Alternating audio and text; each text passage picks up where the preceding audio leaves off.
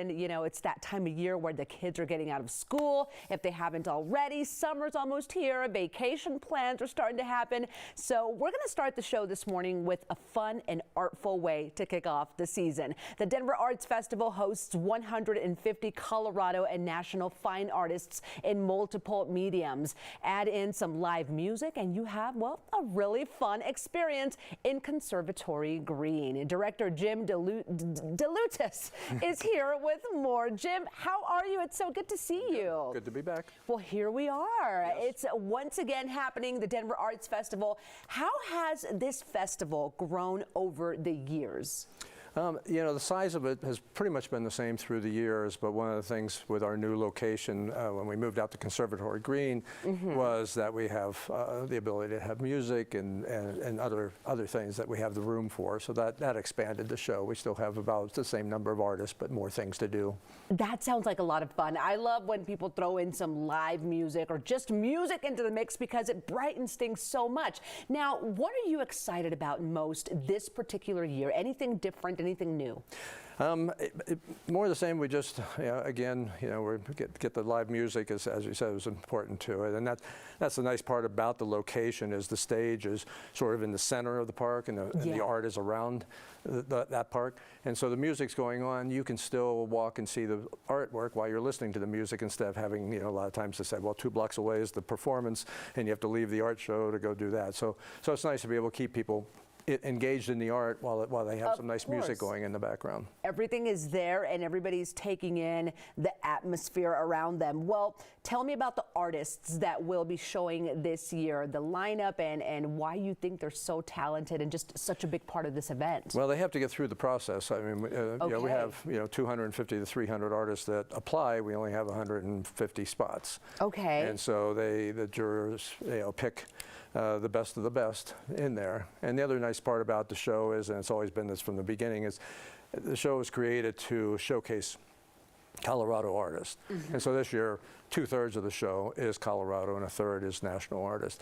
And so you're helping, our artists that live and live here and make Colorado and Denver area their home. Yeah. Absolutely. So this is a big spotlight for local talent. Do you see new artists every year, like just new and upcoming artists that you were like, wow, this is really incredible? Yeah, we have quite a few new artists. I can't think of them off the top of my head, but I just know looking at the work that they're new to the show. And that's good because there's a lot of artists that are retiring and we're seeing the younger people coming in now and filling those spots, which is encouraging for the business. With their new visions and their new inspirations, well, is there a way to get a sneak peek at some of the art?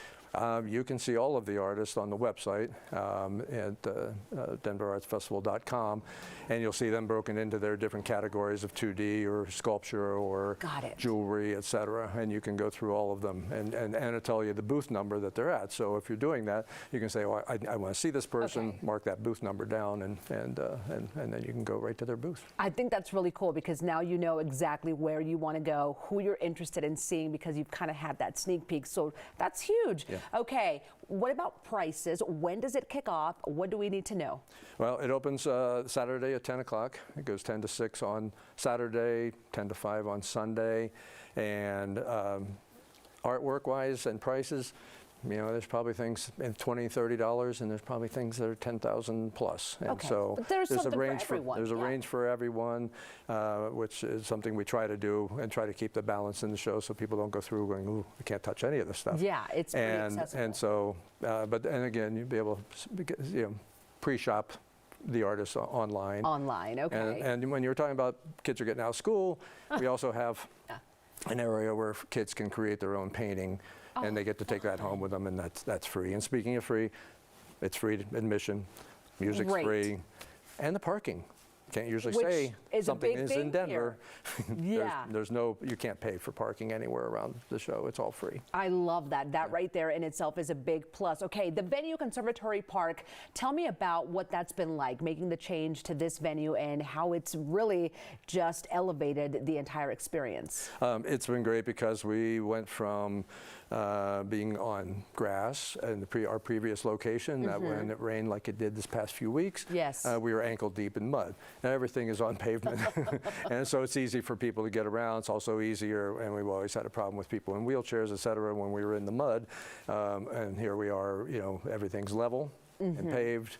And it's easy to get through, and it's only a 2-block show basically, and so it's not like you're walking miles and miles and to see it all. It's all pretty condensed, and again, it's just easy access to it. It's wonderful. Well, definitely something to note on your calendar for this weekend. Jim, thank you so much for coming in today. Thank you. A pleasure to have you. Absolutely. And here's some info for you. If you want to go see some art, you can do so this Memorial Day weekend. Stop by the Denver Arts Festival at Conservatory Green in Central Park. For details and info, go to the website. It's denverartsfestival.com for more.